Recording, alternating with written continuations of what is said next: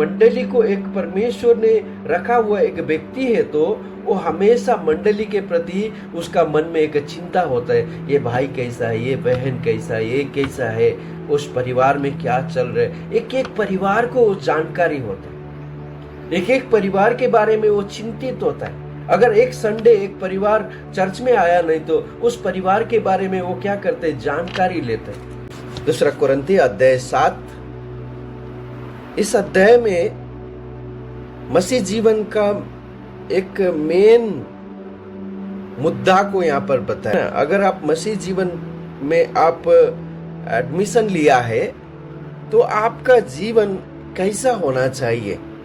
हमारा जीवन में प्रतिज्ञा के बारे में यहाँ पर एक अध्याय में एक वचन में बताया है ना। हे प्रियो, जबकि ये प्रतिज्ञाएं हमें मिली है, तो आओ हम अपने आप को शरीर और आत्मा की सब मलिनता से शुद्ध करें और परमेश्वर का भय रखते हुए पवित्रता को सिद्ध करें। कि हमारे जीवन में अगर हमको प्रतिज्ञाएं मिला है तो हमारे जीवन को क्या करता है, हम दिन प्रतिदिन प्रूव करने के लिए, है ना, हम खुद को ताकत से, हमारा खुद का संघर्ष करके हम मसीह जीवन नहीं जीता है। मेरा प्रियो, हम समझना कि उद्धार हमें कैसे मिलता है। उद्धार हमें क्षण भर में मिलता है, कभी मिलता है इसका कोई बात नहीं है।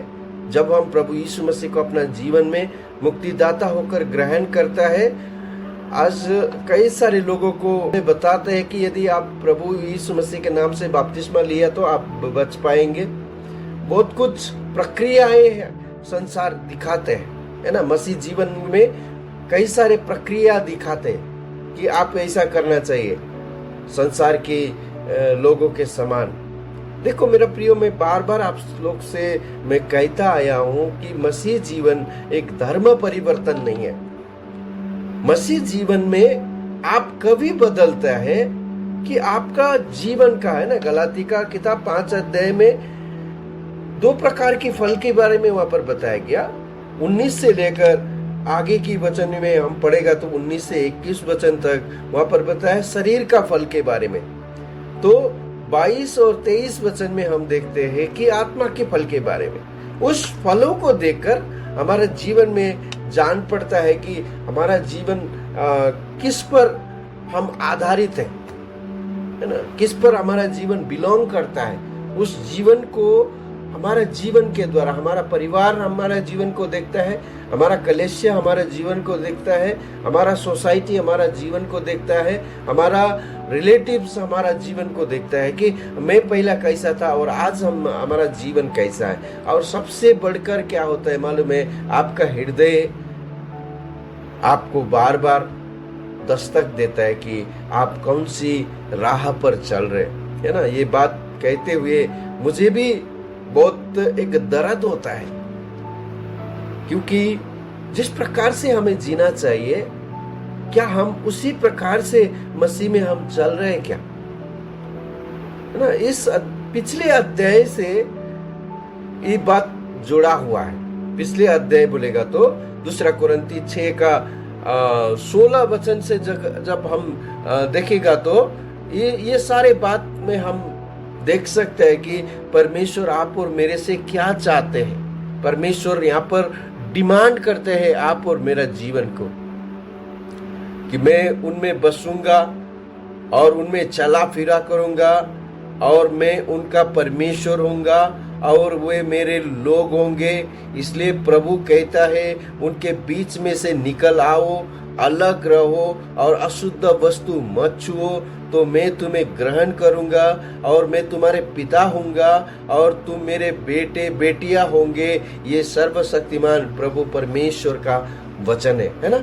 अध्याय 6 से हम इस सारे बातों को देख सकते हैं। यहाँ पर परमेश्वर आप और मेरे से, अगर हम वाकई में हम मसीह जीवन हम जी रहे हैं तो हमारा जीवन कैसा होना चाहिए। अगर हमारा जीवन हमने पक्का मसीह को हमने दिया है तो परमेश्वर हमसे डिमांड करते हैं मेरा प्रिय। परमेश्वर हमसे इस प्रकार से जीवन बिताने के लिए परमेश्वर हमारा जीवन को आशा करते हैं। पहला कुरिन्थी का किताब उसका 6 अध्याय का 19 और 20 वचन में हम पढ़ेगा तो वहां पर बताया, क्या तुम नहीं जानते कि तुम्हारा शरीर परमेश्वर का पवित्र आत्मा का मंदिर है और तुम खुद का नहीं है, परमेश्वर ने तुम्हें मोल लेकर खरीद लिया है और इसलिए अपना शरीर के द्वारा हम परमेश्वर की महिमा करने के लिए वहां पर 6 अध्याय में 3 अध्याय में पहला कुरिन्थी 3 अध्याय में हम देखते हैं 16 और 17 वचन में, क्या तुम नहीं जानते कि तुम्हारा शरीर परमेश्वर का मंदिर है ना। तो हमारा जीवन, मेरा प्रियो, हमने परमेश्वर को हमने क्या कर दिया, भेंट किया है। रोमियो का किताब 12 अध्याय में परमेश्वर का वचन हमें याद दिलाता है, इसलिए कि हे भाइयों, मैं तुमसे परमेश्वर की दया स्मरण दिलाकर विनती करता हूं कि अपने शरीर को जीवित और पवित्र और परमेश्वर को भावता हुआ बलिदान करके चढ़ाओ, यही तुम्हारी आत्मिक सेवा है। इसका भी 11 अध्याय से रिलेटेड है, क्योंकि हम उसका 36 वचन में देखते हैं, क्योंकि उसी की ओर से और उसी के द्वारा और उसी के लिए सब कुछ है ना। उसकी महिमा युगानुयुग होती रहे, आमीन। हमारा जीवन क्या किया हमने, परमेश्वर की महिमा के लिए हमने चढ़ाया है। और आपको पहला पत्रस का किताब 1 अध्याय का 15-16 वचन में परमेश्वर का पवित्र वचन बता रहे, पवित्र बनो क्योंकि मैं पवित्र हूं, है ना। और सबसे बड़ा एक दावा करता है इब्रानियों का किताब 12 अध्याय का 14 वचन, वहां पर बताया गया, पवित्रता के बिना कोई भी परमेश्वर को नहीं देख सकता है ना। परमेश्वर को अगर हम हमारा मन में एक जिज्ञासा है कि हम परमेश्वर को देखना चाहिए, तो परमेश्वर का वचन कहता है कि हम पवित्र बने, ताकि हम परमेश्वर को देखना चाहते हैं तो हम पवित्र बनना चाहिए, है ना। मत्ती का किताब 5 का 8 वचन में भी वहां पर बताया, धन्य है जो मन की शुद्ध है, वही परमेश्वर को देखेंगे, है ना। हमारा जीवन में हम प्रयत्न करते रहता है मेरा प्रियो। पवित्र जीवन बोलेगा तो हमारा कोई भी बाहरी बात नहीं है, हमारा जीवन का एक संकल्प है, हमारा जीवन का सबसे बड़ा एक निर्णय है। किस पर हमारा जीवन को हम निर्भर होता है, किस पर हमारा जीवन को बिलोंग करता है। गलाती का किताब 5 का 19 से लेकर 21 वचन तक शरीर का काम तो प्रकट है, वहां पर बताएगा क्या क्या शरीर का काम है। और परमेश्वर का ऊपर हम विश्वास करने के कारण हम देखते हैं कि भजन संहिता का किताब 51 अध्याय में परमेश्वर के दास दाऊद परमेश्वर से कैसे विनती करता है, वहां पर बताया गया, हे परमेश्वर मुझ में शुद्ध मन उत्पन्न कर। उसका 51 अध्याय का 10 वचन में देखते हैं, भजन संहिता 51 का 10 वचन में, हे परमेश्वर मुझ में शुद्ध मन उत्पन्न कर। हमें हमेशा हमारा गिड़गिड़ाना यही रहता है। आपने अनुभव किया है कि नहीं है, मालूम नहीं है। हमने कुछ गलत हो गया तो हमारा हृदय में बेचैनी होकर हम परमेश्वर से यही विनती करते रहता है ना। परमेश्वर का स्कूल में उद्धार का जब हम स्कूल में एडमिशन होता है, उसी दिन से लेकर हमारा जीवन में एक नया व्यक्तित्व, एक नया जीवन उस दिन से शुरुआत हो रहा है। पवित्रता का एक जीवन उस दिन से शुरुआत हो रहा है। मेरा प्रियो, पवित्रता कोई घटना नहीं है कि एक ही क्षण में होता है। पवित्रता हमारा जीवन में निरंतर बना रहता है, निरंतर जीवन भर की एक प्रक्रिया है। मैंने पहले भी बताया, उद्धार हमें क्या मिलता है, क्षण भर में मिलता है, पर पवित्र जीवन जीने के लिए है तो हमारा जीवन में हमको चॉइस करना पड़ेगा। हम निरंतर शरीर में जीना चाहते हैं या तो हम आत्मा में जीना चाहते हैं, है ना। फिलिपियों का किताब 2 अध्याय का 12 वचन में, इसलिए हे मेरे प्रियो, जिस प्रकार तुम सदा से आज्ञा मानते आए हो, वैसा ही अब भी न केवल मेरे साथ रहते हुए, पर विशेष करके अब मेरे दूर रहने पर भी डरते और कांपते हुए अपने उद्धार का कार्य को पूरा करते जाओ, है ना। शुरुआत किया है और हम क्या करते हैं, दिन डेली, हर एक दिन, हर एक क्षण हम उस उद्धार का एक एक प्रक्रिया में होकर हम निकलते हैं। जिस प्रकार से एक कीड़ा किस प्रकार से तितली बन जाते हैं, उसी प्रकार से हमारा जीवन में क्रिया शुरुआत हो रहे है ना। यहाँ पर बताया गया उसका 13 वचन में, क्योंकि परमेश्वर ही है जिसने अपनी सुइच्छा के निमित्त तुम्हारे मन में इच्छा और काम दोनों बातें को करने का प्रभाव डाला है ना। परमेश्वर का पवित्र आत्मा जब हमें मिलता है, अभी हमने गाना भी सुना, आप पवित्र आत्मा, उस पवित्र आत्मा जब आपका जीवन में आ जाता है, उस पवित्र आत्मा जब आपका जीवन में वास करता है, उस पवित्र आत्मा का एक प्रक्रिया यही है। पवित्र आत्मा बोलेगा तो आज बहुत सारे अफवाहें हैं, आज बहुत सारे आवाजें हैं। पवित्र आत्मा आए तो आप प्रूफ करना पड़ेगा कलेसिया में, है ना। अन्य भाषा बोल के दिखाना पड़ेगा, नहीं तो अलग अलग क्या क्या करने के लिए उन लोग का एक रिवाज के समान हमें समझाते हैं, हमें सिखाते हैं। पवित्र आत्मा कोई एक तमाशा करने वाली एक बात नहीं है। पवित्र आत्मा जब अपना जीवन में आ जाते हैं, उस पवित्र आत्मा हमें क्या करते हैं, दिन प्रतिदिन हमें क्या करते हैं, हमें पवित्र जीवन जीने के लिए हमें क्या करते हैं, हमारा जीवन को तैयार करते हैं पवित्र जीवन जीने के लिए। आप अकेले रहने के समय आपका अगर आपने कुछ आप रास्ता आप भटक गया है, तो परमेश्वर का आत्मा हम आपको क्या कर रहा है, याद दिलाते हैं, बेटा नहीं तो बेटी, इस जगह में तुम फंसे हुए हैं, तो वापस आओ। रेवलेशन में, प्रकाशित वाक्य में भी हम यही पढ़ते हैं, उसका 2 अध्याय में, जिस जगह से तुम गिरे हुए हैं तुम वापस आओ, मन फिराओ, वहां बोलकर वहां पर परमेश्वर का पवित्र वचन हमें बताते हैं।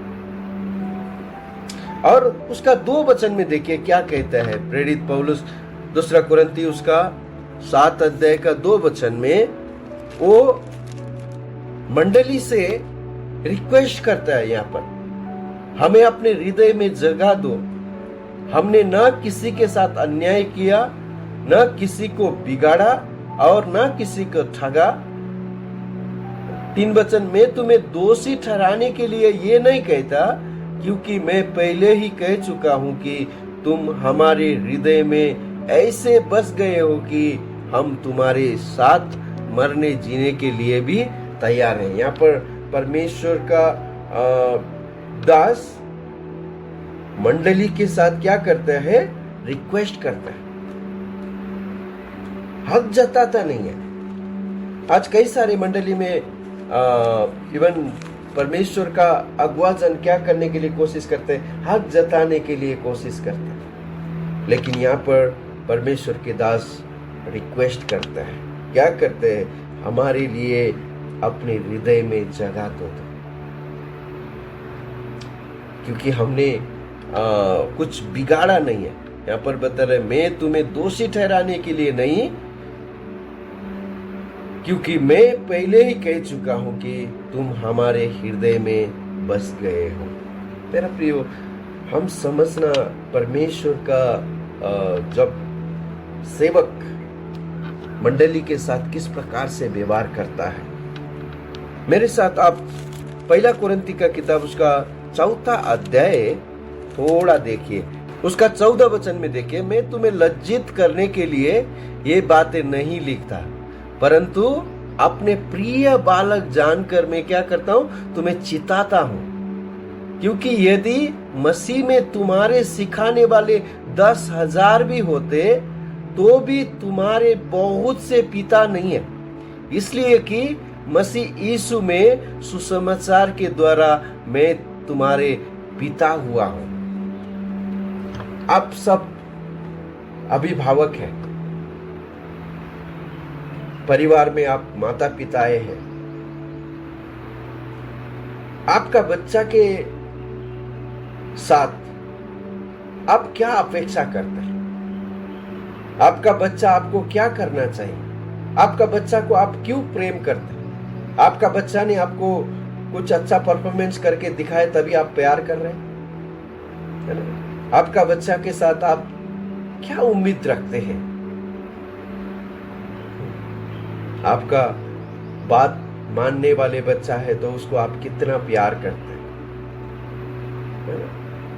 मेरा ये फेवरेट बेटा है, नहीं तो मेरा फेवरेट बेटी है, ये मेरा हर बात मानते हैं। आपका बच्चा आपको आपका शरीर में लिपट के जब आपसे हग करता है, आपको कैसा महसूस होता है? अगर आपका बच्चे लोग आपका बात मानता नहीं, आपसे इग्नोर करता है, आपसे घृणा करता है, तो आपका मन में क्या बीतता है? परमेश्वर के दास उस मंडली के साथ, ये मेरा बच्चा लोग, आपको मालूम है इब्रानियों का किताब 13 अध्याय में वहां पर इस प्रकार से लिखा है कि वो तुम्हारे लिए जागा रहता है, तुम्हारे कारण सोचते रहता है। मेरा प्रियो, यहाँ पर हमने देखा पहला कुरिन्थी में तुम्हारे सिखाने वाले 10,000 लोग होंगे। आज टीचर की कमियां नहीं है मेरा प्रियो, बहुत सारी जगह में टीचर बनने के लिए कोशिश करते रहते हैं। याकूब का किताब में तुम्हारे बीच में बहुत सारा शिक्षक ना हो। शिक्षक को उस किसी भी बातों में कोई परवाह नहीं है। अब देखिए, हॉस्पिटल में नर्स है, उस नर्स एक पेशेंट को क्या ख्याल करते हैं, पेशेंट के बारे में क्या सोचते हैं।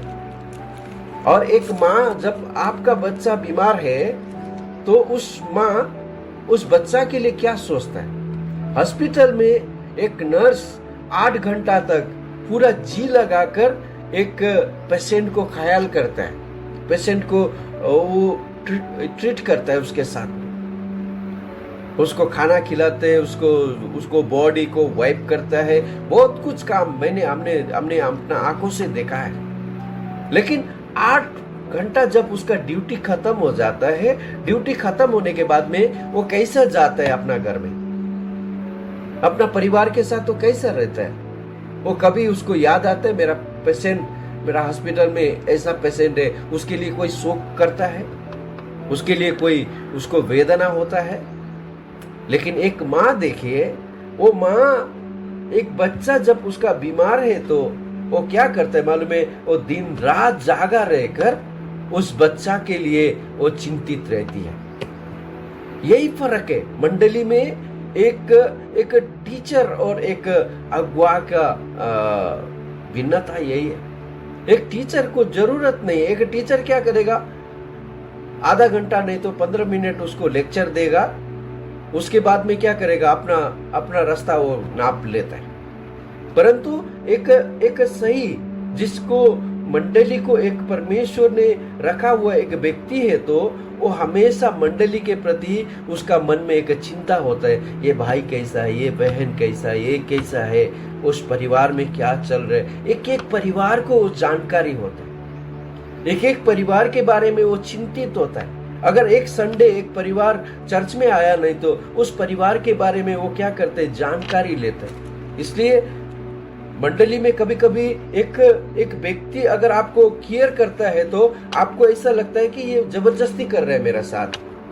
लेकिन मेरा प्रियो, एक पिता होने के नाते, एक माता होने के नाते उसका मन में उस मंडली के प्रति, उस मंडली का एक बच्चा के प्रति क्या होता है मालूम है, एक उम्मीदें रहता है। ये बच्चा प्रभु में आगे बढ़ना चाहिए। पहला कुरिन्थी 11 अध्याय में प्रभु का दास मंडली से क्या कहता है, तू मेरी सी चाल चलो क्योंकि मैं मसीह का चाल चल। है ना, वो ऐसा एक व्यक्ति बनाना चाहते हैं। गलाती का किताब में एक बात बताया गया, 4 अध्याय का 19 वचन में हम देखते हैं, प्रभु का दास यहाँ पर इस प्रकार से कहता है, हे मेरे बालकों, जब तक तुम मसीह का रूप ना बने तब तक मैं तुम्हारे लिए जच्चा की सी पीड़ाएं सहता हूं। जच्चा बोलेगा तो एक जन्म देने वाली एक माँ के समान, एक हॉस्पिटल में लेबर रूम में एक जन्म के समय में एक माँ को कैसा एक डिलीवरी पेन होता है, वो पेन वो हमेशा निरंतर उसका जीवन में बना रहता है। एक परिवार के बारे में अगर कोई उनसे रूडली बात कर रही, नहीं तो कभी कभी एक मंडली में कोई दूर जाते हैं एक परिवार के बारे में, है ना, वो हमेशा उसके प्रति संवेदनशील होकर, भले ही वो उस बच्चा उस माँ बाप को छोड़कर जाने में उतना पेन नहीं होता। हम देखते हैं ना लूका लिखित सुसमाचार उस अध्याय में हम देखते हैं ना, एक उड़ाऊ पुत्र जब उस माँ बाप को छोड़ के चला गया, बाप को छोड़ के चला गया, उस उड़ाऊ पुत्र वापस क्यों आया मालूम है? उस उड़ाऊ पुत्र बाप को प्यार करके नहीं आया। उड़ाऊ पुत्र क्यों वापस आया? मेरे घर में खाने के लिए बहुत है, यहाँ मैं भूखा से मर रहा हूं। उस उड़ाऊ पुत्र को बाप नहीं चाहिए था, उस उड़ाऊ पुत्र को क्या चाहिए था? उस उड़ाऊ पुत्र को खाना चाहिए था। मेरा प्रिय, वो खाना के लिए वापस आया, क्योंकि मैं यहाँ भूखा से मर रहा हूं, मेरा घर में प्रशस्त खाने के लिए रोटी है। मैं अभी वापस जाएगा, पिता को बोलेगा मैं एक नौकर के समान, मुझे खाना चाहिए। मेरा प्रियो, अगर आप वाकई में एक दिन आप एक पिता, अगर आप मंडली में एक पिता बनेंगे, तभी जाकर एक पिता का दर्द को आप समझ सकते हैं। मेरा प्रियो, आप मंडली में अभी तक एक टीचर है तो उस मंडली का परिस्थिति को आप समझेंगे नहीं, लेकिन जिस दिन आप पिता बनेंगे, प्रभु ने जब भीड़ को देखने के बाद में क्या बोला मालूम है? इस भीड़ से मुझे तरस आते हैं, क्योंकि ये भीड़ कैसा है? बिना चरवाहा का भेड़ा का समान है ना। एक चरवाहा हमेशा उस भेड़ के प्रति हमेशा संवेदनशील होता है। सबसे उत्तम हम पुराना नियम में देखेगा तो एक इस्राएली और 6 लाख इस्राएली लोग क्या करते थे? मूसा के ऊपर कितना वो दबाव बना के रखता था। कुछ भी है तो पत्थर लेकर वो लोग खड़ा होते थे मूसा को मारने के लिए, हमेशा कुड़कुड़ाते बड़बड़ाते हैं। लेकिन मूसा परमेश्वर से क्या प्रार्थना करते मालूम है? हे सारे आत्मा के परमेश्वर, मैं आपसे विनती करता हूं, है ना। ये इस्राएल कैसा है? बिना चरवा के भेड़ के समान, इन्हें आप मत छोड़, क्योंकि इसको बाहर लेकर जाने वाला, अंदर लेके जाने वाला एक व्यक्ति आप तैयार कर। तब परमेश्वर बता रहे, नून का पुत्र यहोशू को मैंने तैयार किया है। अभी ये यहोशू उस मंडली को लेकर चलने वाला है। मेरा प्रियो, उस जिंदगी भर मूसा का एक ही चिंता था, एक भेड़। आपको मालूम है यूहन्ना की किताब 21 अध्याय में पतरस को परमेश्वर ने क्या पूछा?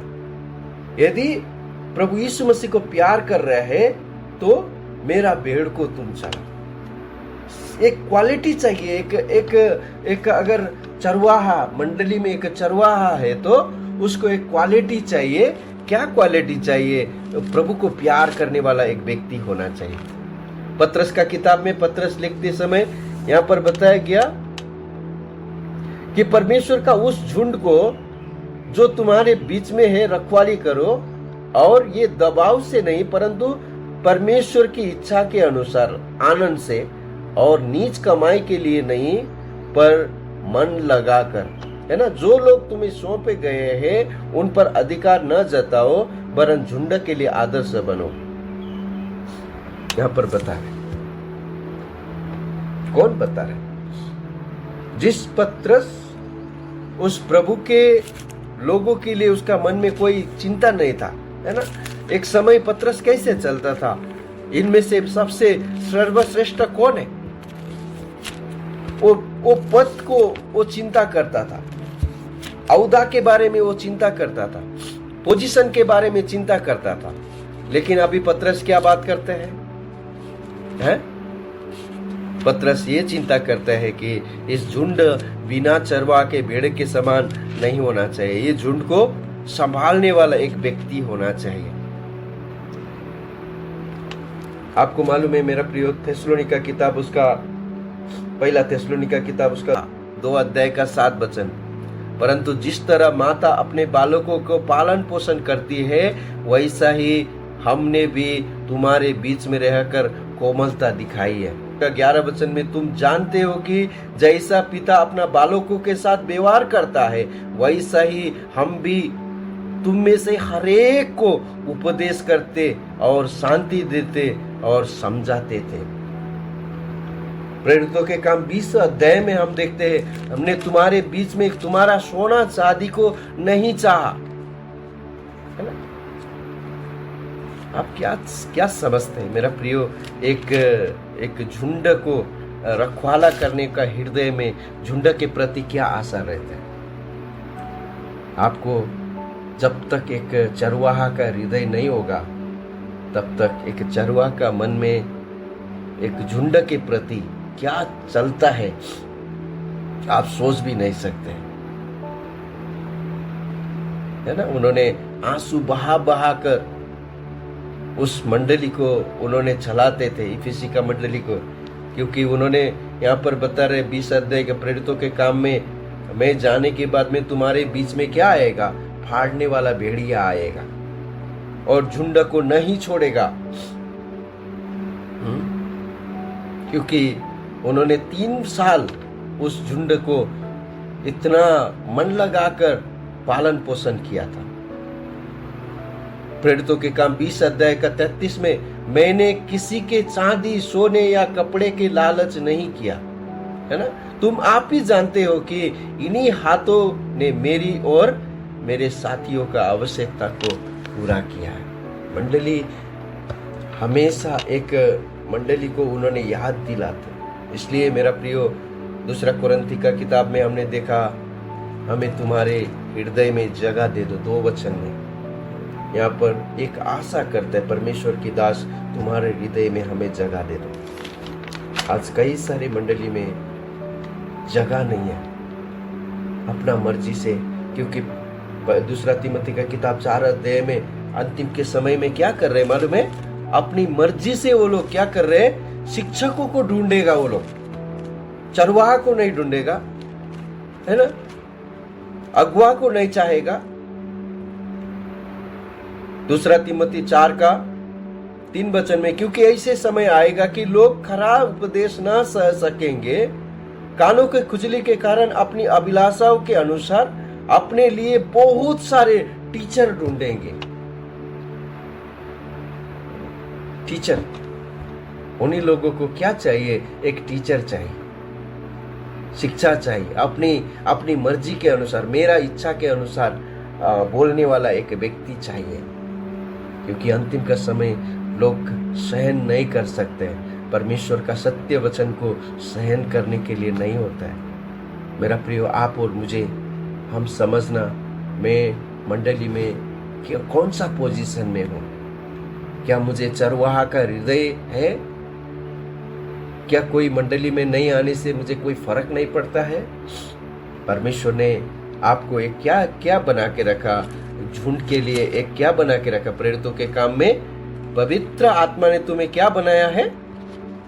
28 वचन में, इसलिए अपनी और पूरे झुंड की चौकसी करो, जिसमें पवित्र आत्मा ने तुम्हें अध्यक्ष ठहराया है, कि तुम परमेश्वर की उस कलीसिया की रखवाली करो जिसे उसने अपनी लहू से मोल लिया है। मेरा प्रियो, आप साधारण नहीं है जब प्रभु के पास जब आते हैं। आपको परमेश्वर ने एक जिम्मेदारी दे के रखा है। आप हॉस्पिटल का नर्स के समान 8 घंटा पेशेंट को देखने वाला है, या एक माँ के समान जब तक बच्चा ठीक नहीं होता है तब तक उस बच्चा के लिए दुआ करने वाला, उस बच्चा के लिए तड़पने वाला है। परमेश्वर आप सबका जीवन में आशीष और अनुग्रह करे। परमेश्वर के नाम की महिमा हो।